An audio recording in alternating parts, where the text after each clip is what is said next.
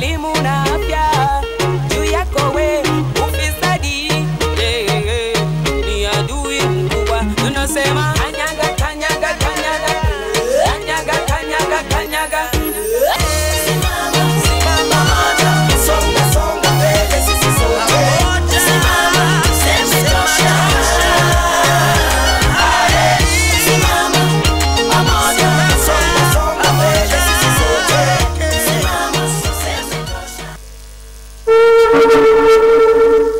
Maliza this pressing issue, bwana. My boss says kitu yako iko as agreed. How come I never get one of these? Nyinyi vijana wa siku hizi, cutting corners will run you into trouble. Yahoo! This is our day, boss. Leo tumeangukia. Do not give a thought to this, Mshenzi. This is against the rule of law. You cannot triple the cost. Kitu gani? Boss, did you ask for the money? Did you? Look at it this way. You have to pay school fees, mortgage, chama, the holiday you have been promising your family. Think about it. How different will you be from that immigration officer who allows illegal immigrants in our country? Some Al-Shabaabs, they end up killing innocent of civilians in terror attacks. Or that cop who looks the other way on our roads leading to accidents. But this is different. It's not like that. This is different. Oh, sorry. Now you are talking. You are not like those corrupt border people or the traffic police officers. This is you and 10 million. Corruption won't pay in the long run. Thinking about those people you'll save is having human dignity. Thinking about our country is being patriotic. Boss, think about it.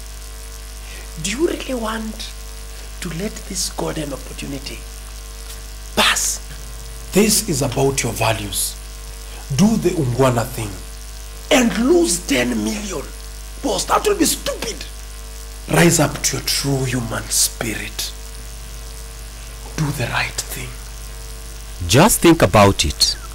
Isn't engaging in acts of corruption ushenzi? Fighting corruption, my responsibility. Fighting corruption is Ungwana. This message has been brought to you courtesy of the National Anti-Corruption Campaign Steering Committee. Good evening, viewers and listeners. My name is Kenneth Njiru, and I'm sitting in today for PLO Lumumba in today's program. Corruption remains a big beast in Kenya, a cancer that we need to slay, for it is swallowing up a lot of resources which we can free to better this country and to move the development effort. To change the hearts and minds of Kenyans, the National Anti-Corruption Campaign Steering Committee brings to you Moving the Masses. The program is aimed at touching your hearts and mind so that you may get up and do something about corruption. See it, feel it, and get acting to move corruption themed. Stopping corruption is my responsibility. This program is transmitted simultaneously on KBC Channel 1 and Radio Taifa and is repeated every Tuesday at 9:45 p.m. Today's topic is the education sector and corruption. And in the house today, we have the Cabinet Secretary in charge of the Ministry of Education, Science and Technology, Professor Jacob Kaimenyi. And indeed, he has come with a whole team of his senior officers from the Ministry of Education, and we will duly introduce them. Karibu, Bwana CS, to this program of Moving the Masses. Good evening, viewers. Yes, good evening, and welcome, Bwana CS. And before we proceed, I would like to ask, we would want to know who is in the house, Bwana CS. I think you're one of the government officials who's come with the biggest team, so to speak, of people, which shows you're really focused on the question of corruption in Kenya. And maybe we can pass the mic and they can just quickly introduce themselves so that Kenyans can know that the Ministry of Education, Science and Technology is really focused on eliminating corruption in the sector. Could we start from this, and you can just quickly tell us who you are, your name, and which ministry you are in. Yeah.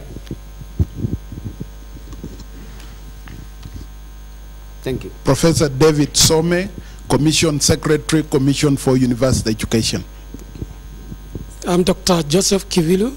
I'm the acting CEO of Kenya National Examination Council. I'm Mohammed Mujuma Munyipembe, performing the duties of the Directorate of Quality Assurance and Standards in the State Department of Education. Gabriel Lengoiboni, Secretary and Chief Executive Officer of the Teachers Service Commission. Dr. Belio Kipsang, PS Education. Professor Colette Suda, Principal Secretary, State Department of Science and Technology. Isaiah Nyaribo, Senior Deputy Secretary in the State Department of Science and Technology. Mase Karogo, Acting Director, Kenya Institute of Curriculum Development. Professor Dominic Makawiti, Vice Chairman, Vice Chancellors and Principals of Colleges Committee, and Vice Chancellor, Maseno University. John Moragori, the Acting Secretary and CEO of the Kenya Universities and Colleges Central Placement Service. My name is Robert Masese, Director of Second and Tertiary Education at the Ministry of Education. We thank you all for making time to come to this program so that we can converse with Kenyans and get Kenyans to understand what the ministry is doing. And indeed, we have members of the National Steering Committee in the participants, and of course we have Kenyans.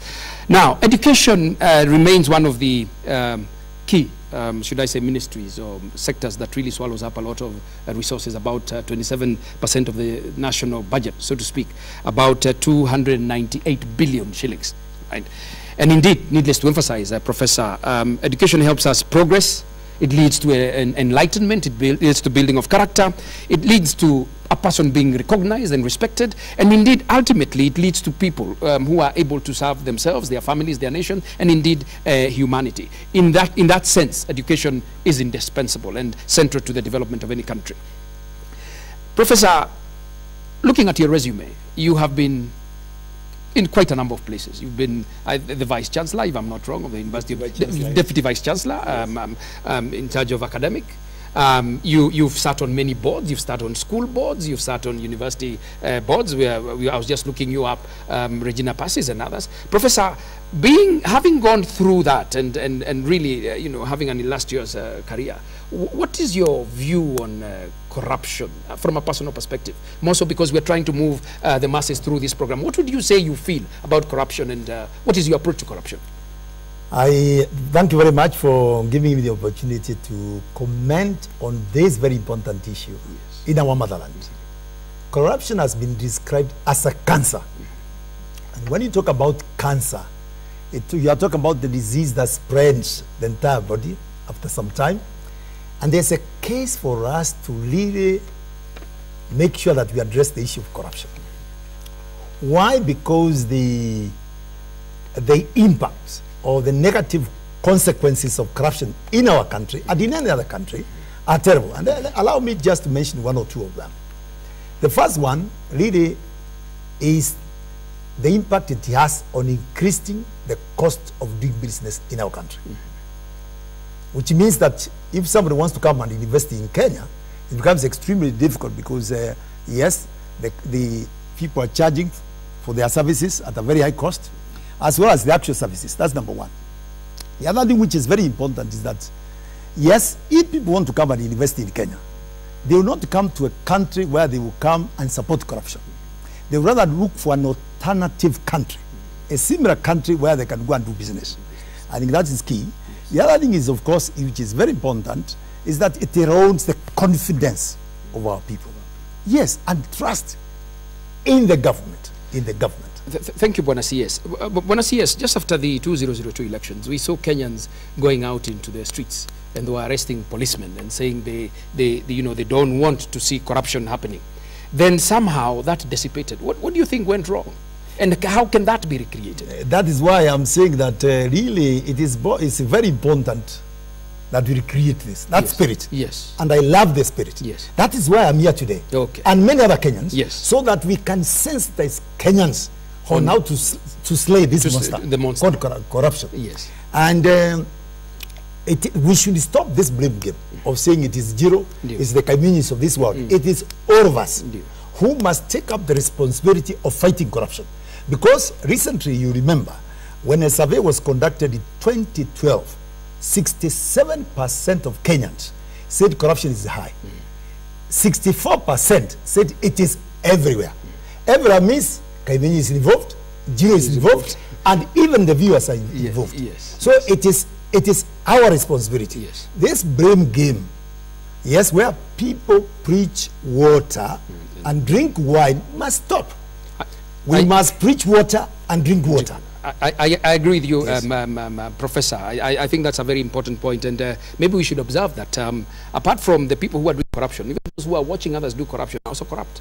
Oh yes, they are. This is what we are saying. There is no difference between a giver and a taker. And a taker. Yes. Not even a giver and a taker, Yes. a watcher. Yes. I mean, when we know somebody is Correct. doing corruption and they are doing nothing about Very it. true. But Bonasias, let us dive straight into the current initiatives that your ministry is undertaking to fight corruption in the education sector. And at some point in time, we'll also hear from possibly some of the officials who've come.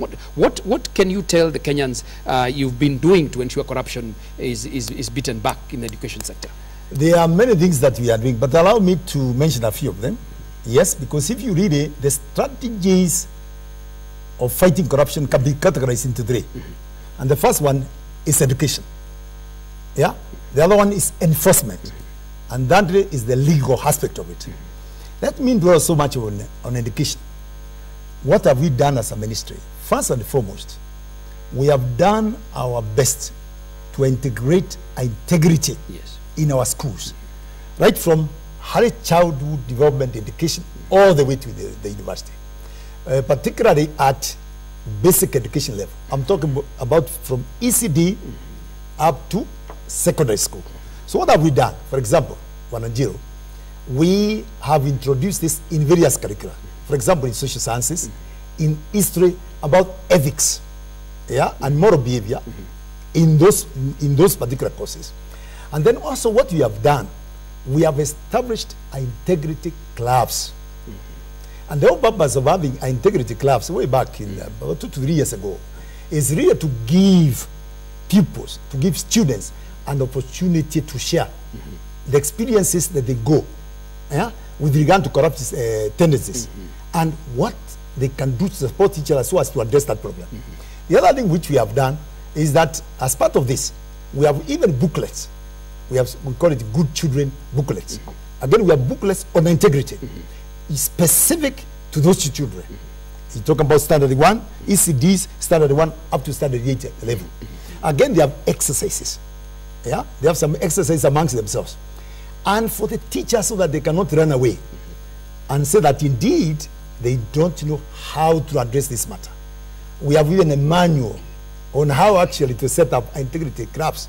And even I'm appealing to universities to do the same. Professor, before you give us the others, let me challenge you a bit. There's a general thinking which is emerging, especially amongst employers, that many the fraud cases, for instance, that are happening, which of course are aligned to corruption, are increasingly being done by younger and younger people.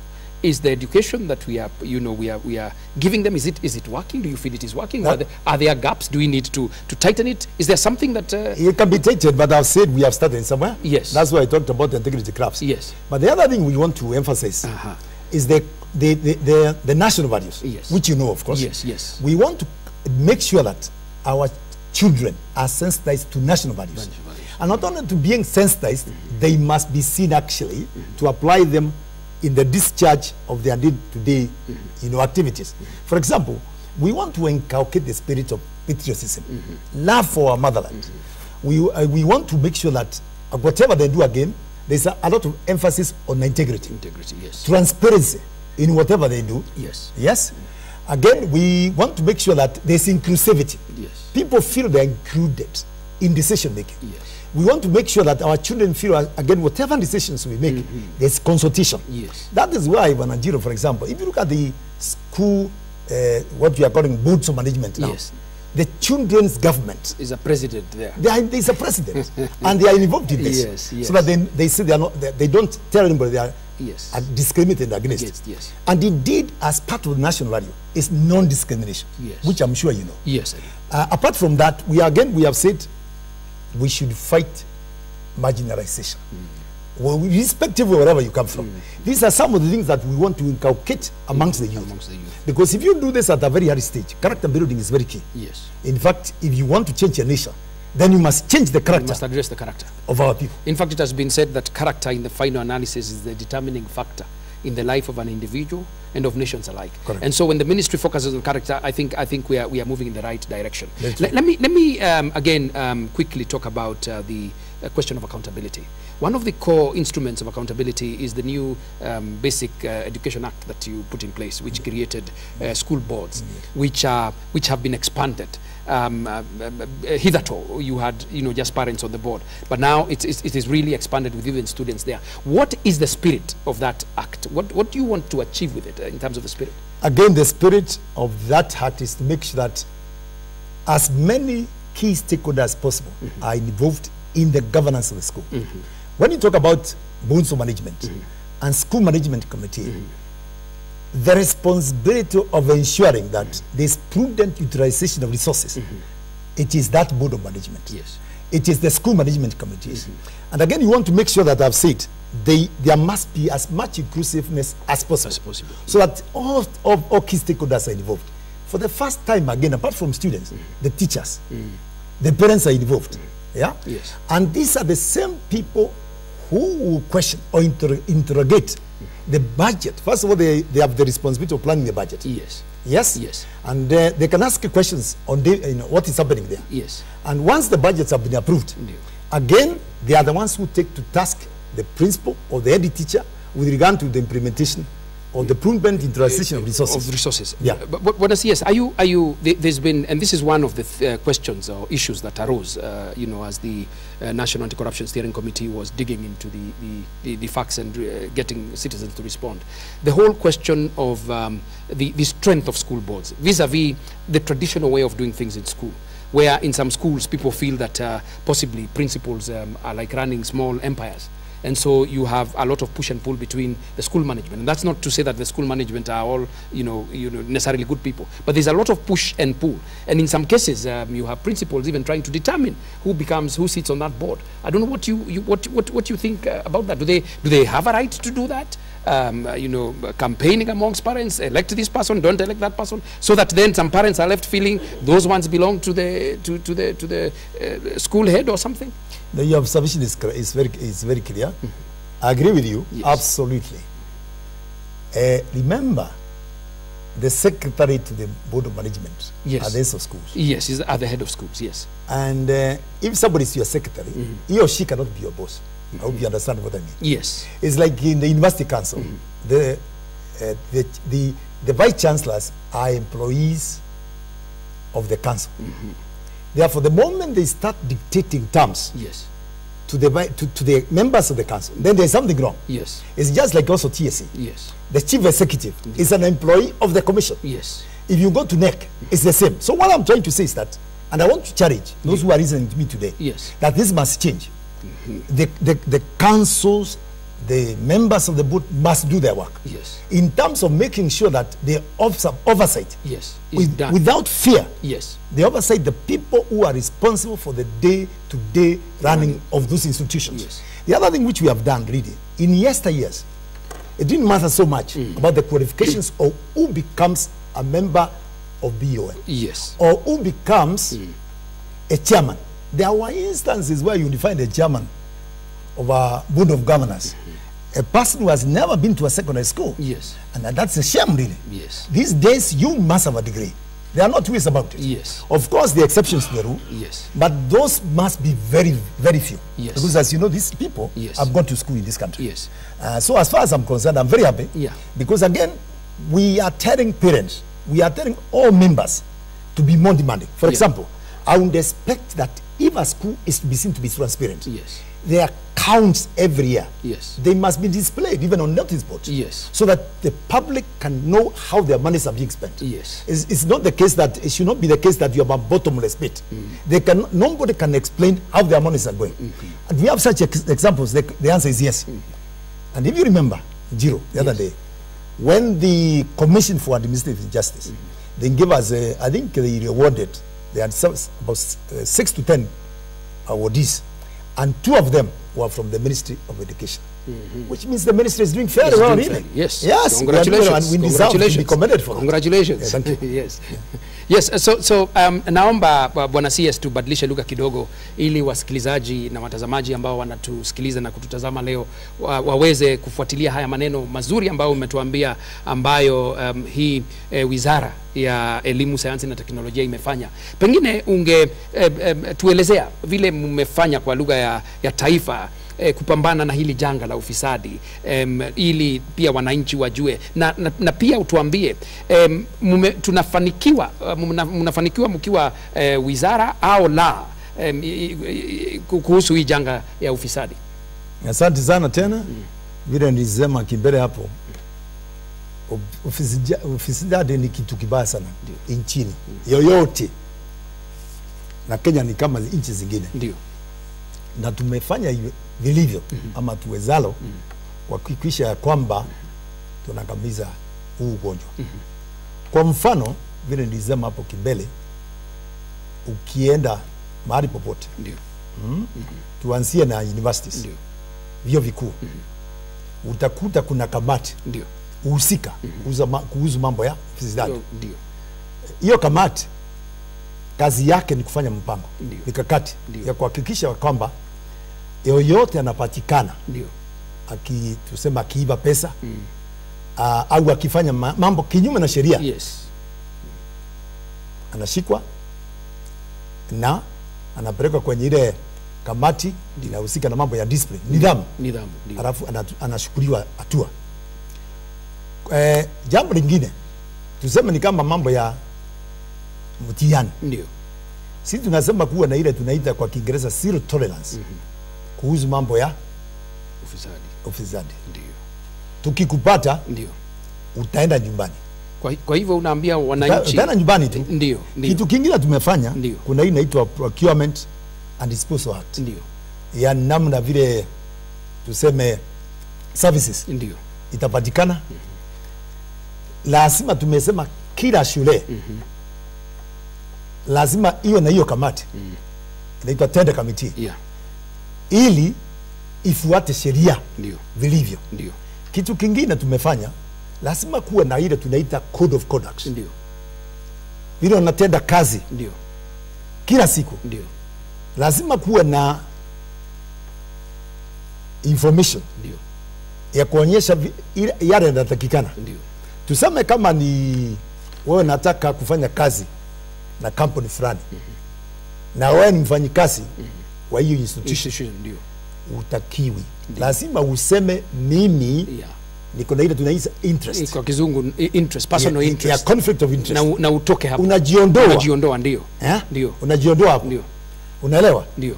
Kitu kingine, tuna kila institution au shule au university inakuwa na corruption prevention committee au committee, ndio, unaelewa? Ndio. Na hiyo tunafikiri ni muhimu sana, kwa sababu lazima tuelimishe watu wajue ubaya na shida inatokea nchini kwa sababu ya ufisadi. Na Bwana CS, ulisema na kimombo ya kwamba wazazi au hata jamii isikaogope kufanya vilivyo, hata wakiwa hasa kama makomiti ama mabodi ya shule, wasikaogope kufanya kazi kwa kikamilifu bila kuogopa mtu yoyote, sio? Wasiogope hata, kwa sababu usengine tunasema corruption fights back. Yes. Itapigana, lakini tukumbuke ya kwamba lazima tuondoe huu ugonjwa. Tusipofanya namna hiyo, hata uchumi wetu utakuwa na shida kubwa sana. Asante Bwana CS. Now allow me to turn to the masses, and I will ask I'll just take 2 questions, then we'll come back to the CS. Naona kuna mtu pale amefungua macho, nafikiri he seems to have a hot one. I'll take one gentleman and one lady. And please keep it very short. Ask a question or make an observation. I have a question. Yes. My question is direct. My name is Vincent Kidaa from CCI. CCI ni? Coalition for Constitution Implementation. Asante. My question is direct to Mr. PS. We are living in a country, CS, yes. Secretary Cabinet in charge of education. ametuelezea kwamba we should not have this blame game, but we want to blame somebody. I believe so. Because we are living in a country whereby we have free and basic primary education. At the same time, we have private education existing. This is actually a cause of corruption. Because we cannot, we know very well in Kenya, the best primary schools are the private ones. The best public school are the secondary ones. We believe this is where corruption begins. Also, I would like Mr. CS to confirm to me whether exam is the only best way of testing the ability of the student. Thank you. Secondly, thirdly, siku kukata. Let us please allow us to take. There's a lady here who has a question. Yeah. Kwa majina ni Jacqueline Wangari, natoka Nairobi Good Governance. Swali moja tu tafadhali. Yeah, mbili tu. Mbili tu. Haya. Ya kwanza mnasema ni free primary, lakini ukiangalia kuna vitu nyingi sana tunaambiwa tulipe hapo katikati. Hasa sana unaambiwa tulipe watchman, tulipe mwalimu mwingine wa extra. Ingine pia naenda secondary. Mmetuambia ni primary na unakuta primary secondary ule mzazi alinunua basi mtoto wake akiwa form 1. Akimaliza form 4, mwingine akirudi bado ataambiwa anunue. Hiyo bus, the same bus inanunuliwa more than 30 years. Secondly, hapo kwa secondary unakuja unapata kuna canteen, lakini ukiangalia canteen either ni ya mwalimu ama ni a prominent person in that school, and yet tunaambiwa ni primary. Na unapigiwa simu unaambiwa mtoto wako amemaliza pocket money, ili ndio anunue nini?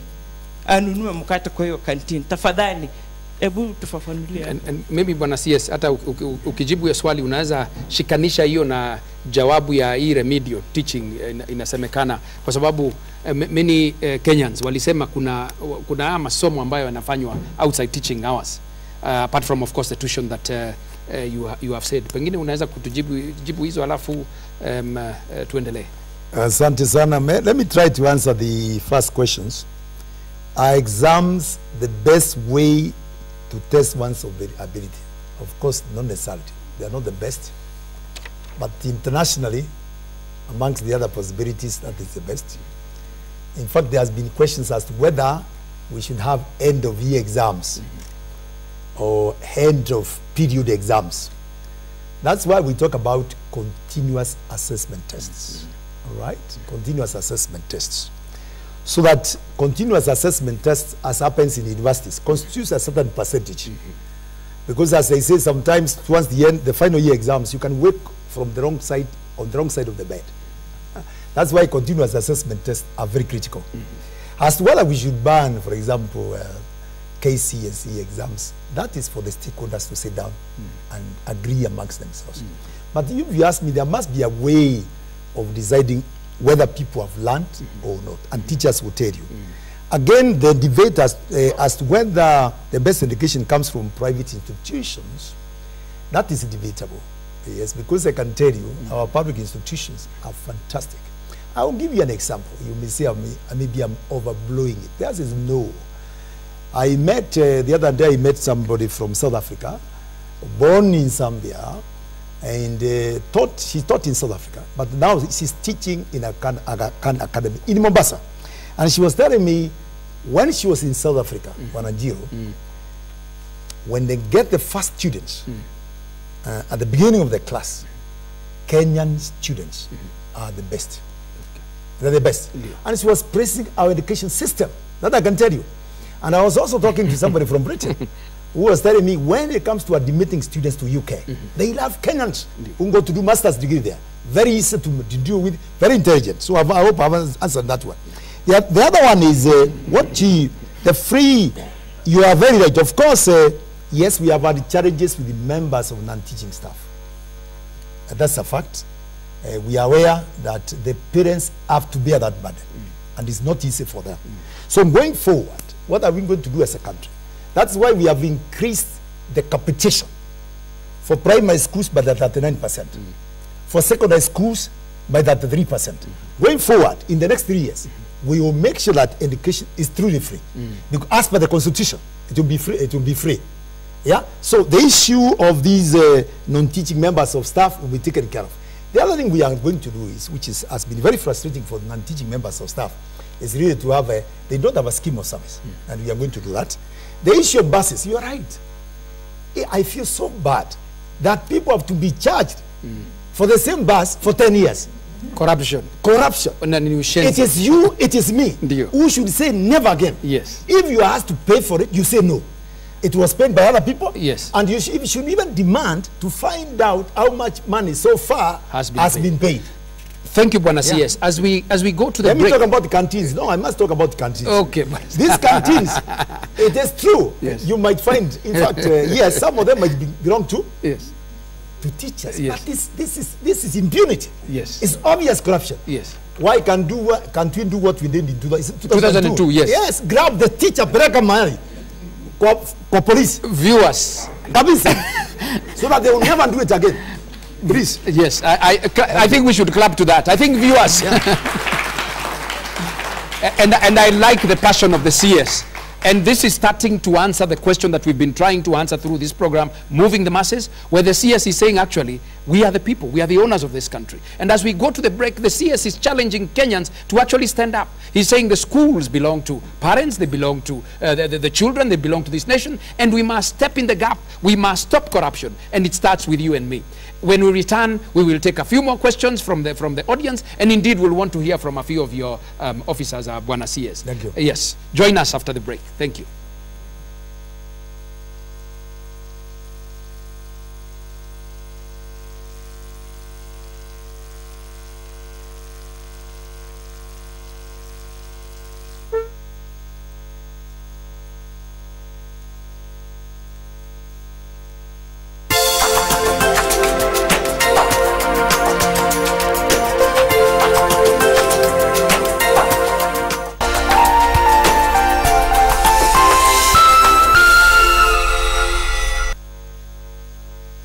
Ni matumaini yangu kwamba utakuwa salama hizo siku ambazo sitakuwa. Usio na shida na mimi sana. Sio mimi ni mtu mzima kwa sasa na kuna kitu ambacho kitaniumiza huko. Nini kimetendeka? Sijui nianzie wapi. Sina chochote kizuri ndani yangu. Niliacha kijana alinipenda kwenda na hata sikumpigania. Ni vizuri umepitia. Nilitaka kukuona. Kuhusu nini? Kupata mume si usafi, kupata mume ni matamshi. Wanaume huwa hawabadiliki. Wanapenda wazi mwanamke mwenye anaweza fanya kazi za nyumbani. Mbona wajifanya mtoto? Nini kunifuata kila mahali? Unaona kazi muhimu ya kufanya? Maka simona niingisha hivi. Baba, kuna jambo tungependa kukueleza. Jambo gani hilo ambao watu mngojea mpaka tufike nyumbani? Makavazi. Taking pride in constructing tomorrow's skylines.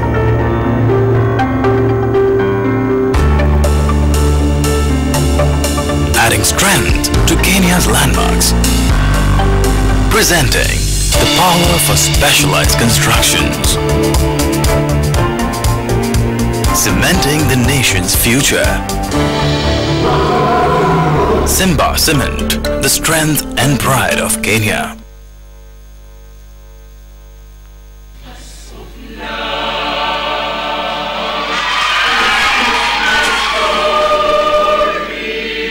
It's official. The Choral Music Fiesta is on.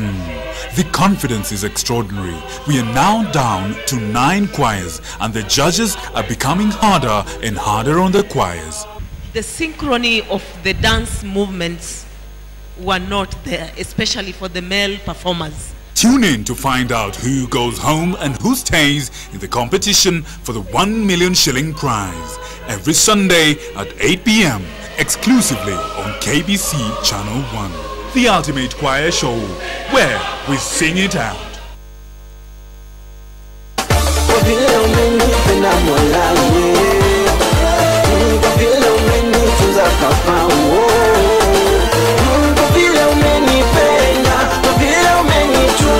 To download this song as your ringtone, SMS the keyword below to 22454.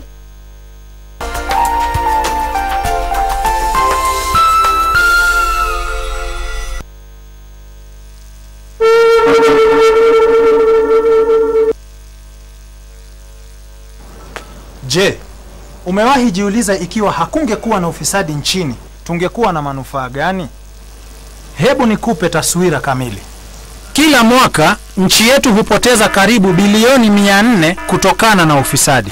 Je, waelewa bilioni 400 ni pesa ngapi?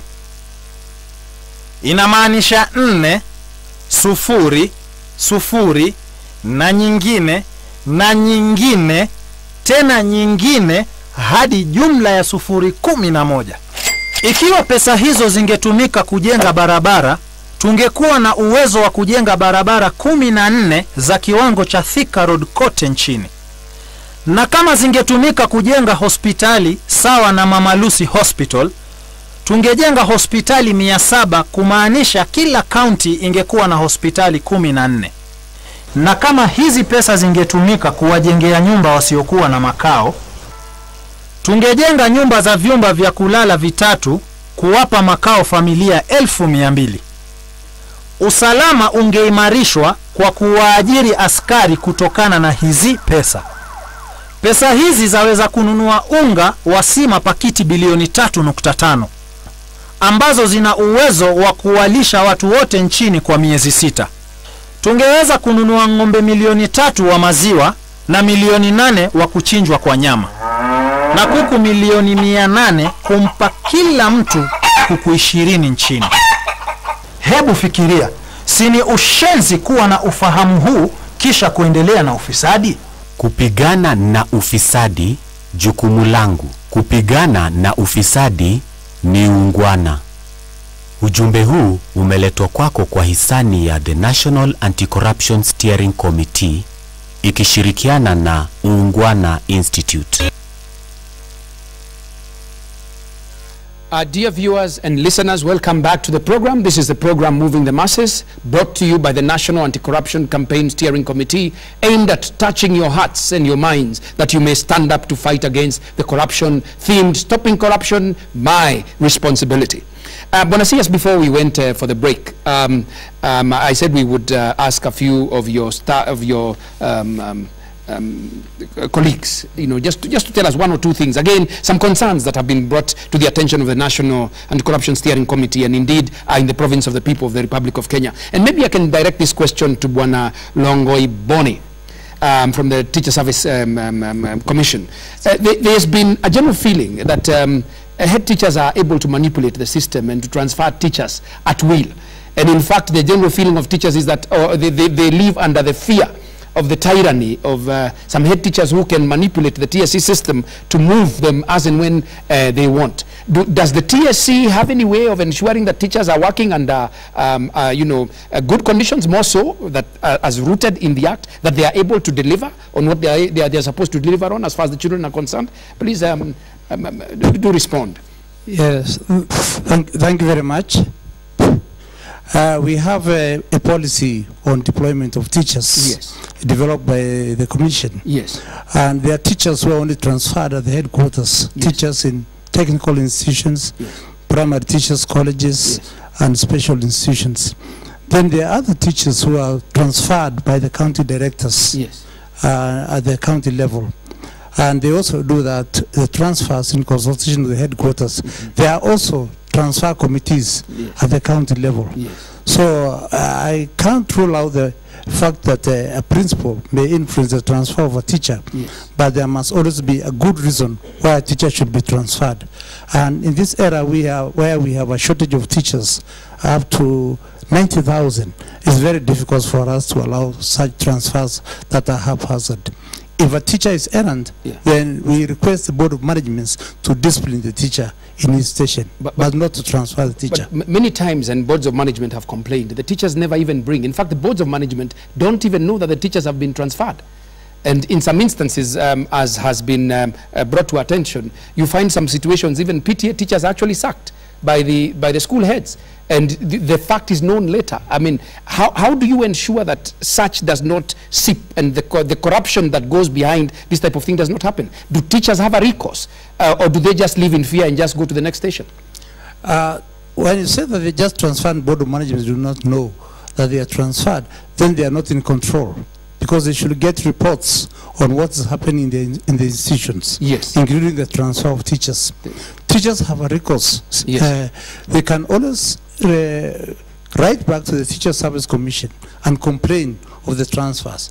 They even go beyond writing to the Teacher Service Commission. Some of them go to courts. Yes. So, thank you. So there is recourse. They should not fear. There is recourse. Because many of them actually say they live under fear. Yes. Okay. Thank you at least for bringing that light. Maybe I could also ask Madam Karogo from the Kenya Institute of Curriculum Development, maybe just to tell us, what are we doing on the whole question of ensuring that values are driven through society, at the education system, more so because if you look at a subject like life skills, it's not examinable. And many times you find those subjects actually are the ones that become casualty to maths, physics, history. And at the end of the day, we know that values are the foundation of any nation. What is the Institute doing? Thank you very much. What we have done at the moment, we realize that life skills are becoming difficult in implementation because they are not examined.